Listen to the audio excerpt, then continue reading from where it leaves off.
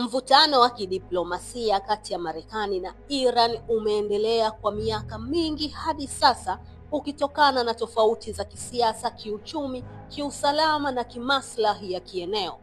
Mvutano baina ya nchi hizi mbili, chanzo chake katika historia imenakiliwa katika miaka mitatu hapo nyuma, na maendeleo yake na matokeo yalianza kuonekana toka hapo nyuma na mpaka hivi sasa yanaendelea kushuhudiwa.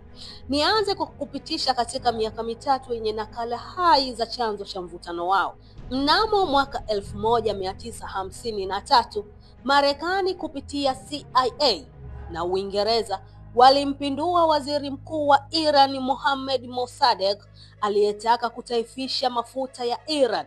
Tukio hilo Iran haikuona kama ni jambo la usaidizi, bali iliweka kumbukumbu mbaya kwao kuhusu Marekani.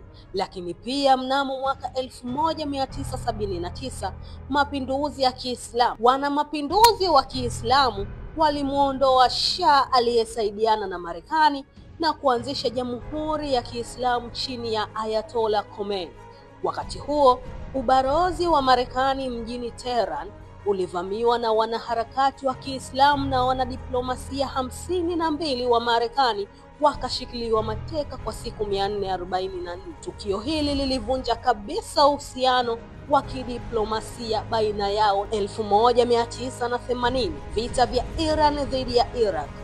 Marekani iliunga mkono Iraq dhidi ya Iran, jambo ambalo lilileta uhasama baina yao. Yapi maendeleo ya mvutano huu hadi sasa?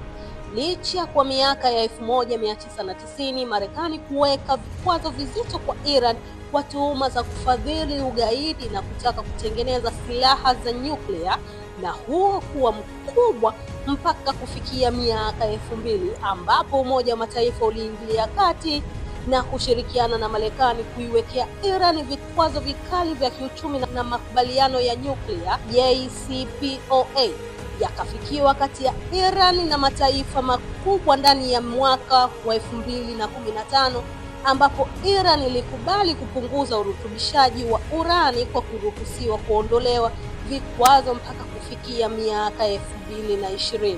Uhusiano ulizidi kuzorota zaidi pale ambapo Marekani ilimuua Jenerali Qasem Soleimani wa Iran aliyekuwa kamanda Quds Force nchini Iraq, na Iran ikajibu kwa kurusha makombora kwenye kambi za Marekani zilizoko Iraq na uhasama kufikia kilele. Kwa mwaka 2021 mpaka kufikia 2024,